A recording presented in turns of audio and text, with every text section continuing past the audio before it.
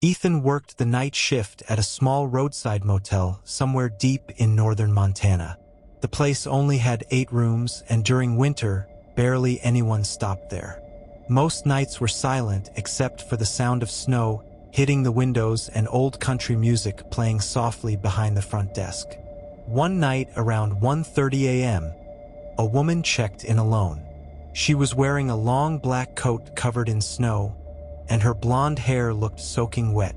Ethan noticed immediately how nervous she seemed. She kept glancing out the motel windows like somebody had followed her there. "Room for one night," she whispered. Her hands were shaking while signing the paperwork. Ethan tried making conversation, but she barely answered.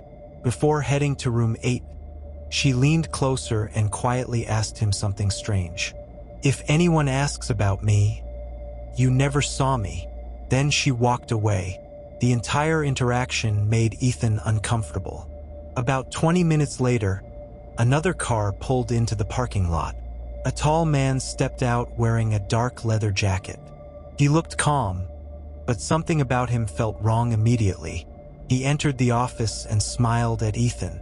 "Hey," the man said casually. "My wife checked in here earlier." Ethan instantly knew he meant the woman. The man slid a photo across the desk. It was her. "She's going through some mental health stuff," he explained. "She ran away from home tonight." Ethan hesitated. Something about the story didn't feel real. The man noticed Ethan's uncertainty, and suddenly his friendly expression disappeared. "She's dangerous," he said coldly. "If she asks for help, don't listen to her." Ethan told him he couldn't give out guest information. The man stared silently for several seconds before nodding. Then he smiled again. "All right, I'll wait." He walked outside and sat inside his car. For the next hour, he didn't move. Not once. Around 3 a.m., Ethan heard frantic knocking on the office door. It was the woman from room 8. She looked terrified now. "He found me," she whispered. "Please lock the door." Ethan let her inside quickly. She explained that the man outside wasn't her husband. According to her, she met him only 2 weeks ago through a dating app. At first he seemed normal, but after a few dates, he became obsessive. He somehow found out where she worked, where she lived, and even where her parents lived. Tonight, she noticed his car following her for over an hour before she stopped at the motel. While she was talking, headlights suddenly flashed through the office window. The man's car had moved directly in front of the building. Then Ethan's phone rang. He answered carefully. It was the man. "You shouldn't have let her inside," he said calmly. Ethan hung up immediately and locked every door. Minutes later, the power in the motel shut off completely. Everything went black. The woman started crying quietly. Outside, snow covered the parking lot in thick layers, while the man slowly walked toward the office carrying something long in his hand. At first, Ethan thought it was a shovel. Then he realized it was an axe. The office door handle began moving slowly. Once, twice, then violently. The woman screamed while Ethan grabbed an old baseball bat from behind the counter. The man started laughing outside. Not loud laughing, just quiet little chuckles. Then suddenly, silence. Complete silence. 10 minutes later, police arrived after Ethan triggered the emergency alarm under the desk. But the man was gone. No footprints. No car. Nothing. The police searched the surrounding roads for hours and found absolutely no sign of him. The woman left the next morning before sunrise. Ethan never saw her again. But weeks later, police contacted him about something horrifying. The woman was missing. And according to investigators, she had been missing for almost 3 months before that night. 3 years ago, Melissa and her husband Aaron moved into a farmhouse outside of Kansas with their newborn daughter Lily. The house was beautiful but isolated. No nearby neighbors, no street lights, just endless fields surrounding the property. At first, Everything seemed normal. Then the baby monitor started picking up strange noises at night. Static, whispering, soft tapping sounds. Aaron assumed it was signal interference, but Melissa hated the noises immediately. Sometimes she swore she could hear someone breathing through the monitor. One night around 2 a.m., Melissa woke up to a voice coming through the speaker. A man's voice, very faint. Is she asleep? Melissa froze. Aaron grabbed the monitor and listened carefully, but the voice stopped. He checked Lily's room. Nothing unusual. Doors locked. Windows closed. The next few nights became worse. The monitor kept activating randomly. Sometimes there was humming.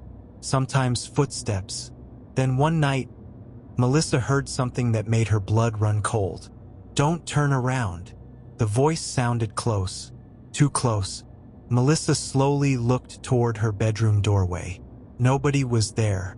Aaron searched the entire house again but found nothing. The next morning, he installed security cameras outside the farmhouse to calm Melissa down. For 2 nights, nothing happened. Then on the 3rd night, the monitor turned on again around 3:14 a.m. Only this time, they heard Lily laughing.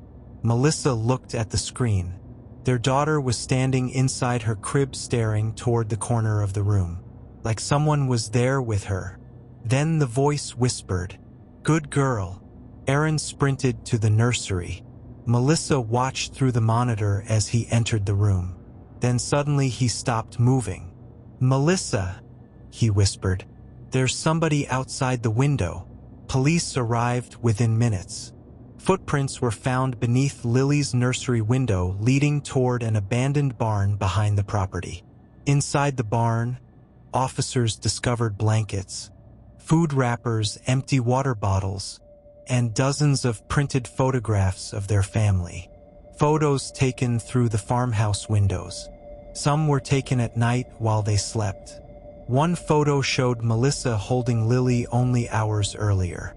The creepiest part? In almost every single photograph, someone else could be seen standing nearby in the darkness, watching them. Police never found the man living in the barn. Melissa and Aaron moved out less than a week later. To this day, Melissa refuses to use baby monitors. She says sometimes late at night, she still hears static in empty rooms. Back in college, my friends and I rented a lake house in northern Michigan for spring break. There were 6 of us total. The place itself was old and weirdly cheap for how big it was. The owner told us the lower level of the house was unfinished and asked us not to go down there because of structural problems. Naturally, we ignored that warning immediately. The first 2 nights were normal. Drinking, swimming, music. Nothing strange. Then on the 3rd night, one of my friends named Caleb disappeared for almost an hour. When he finally came back upstairs, he looked pale. He claimed he heard someone coughing downstairs beneath the house. We laughed at him and assumed he was drunk. But later that night, around 1 a.m., I heard it too. A cough, deep and wet sounding, coming from underneath the floorboards. I thought maybe it was pipes or an animal until I heard movement directly below me. Slow footsteps. The next morning, we found a locked door near the kitchen that led downstairs. Nobody remembered seeing it before. The door had scratches all over it from the inside. Caleb wanted to leave immediately, but the rest of us thought he was overreacting. That evening, the power went out during a storm. We used our phone flashlights while trying to figure out the breaker box. That's when we heard the coughing again, louder this time, and directly beneath us. One of my friends jokingly knocked on the floor. To our horror, something knocked back. 3 knocks. Everyone went silent. Then we heard shuffling downstairs. Slow, dragging footsteps. Caleb grabbed the fireplace poker while 2 of us forced open the locked basement door. The smell hit us first. Rotting food and mildew. The basement was massive and unfinished, with dirt floors and hanging plastic sheets everywhere. First, it looked empty. Then one of us noticed a mattress in the far corner. Someone had been living there. There were canned foods, old clothes, batteries, and hundreds of empty cough syrup bottles. Suddenly, we heard movement behind the plastic sheeting. A tall, skinny man burst out screaming. He looked filthy and half-starved. We ran upstairs immediately while the man chased us, screaming incoherently. Caleb managed to slam the basement door shut while we called police. When officers arrived, they searched the basement. The man was gone, but they later discovered a tunnel beneath the house leading into the woods near the lake. According to police, the man had likely been secretly living underneath the property for months, maybe longer. The owner claimed he had no idea, but what still bothers me most is something the police told us afterward. When they searched the mattress area, they found dozens of photos of previous renters sleeping inside the lake house, including photos of us, taken while we slept only the night before.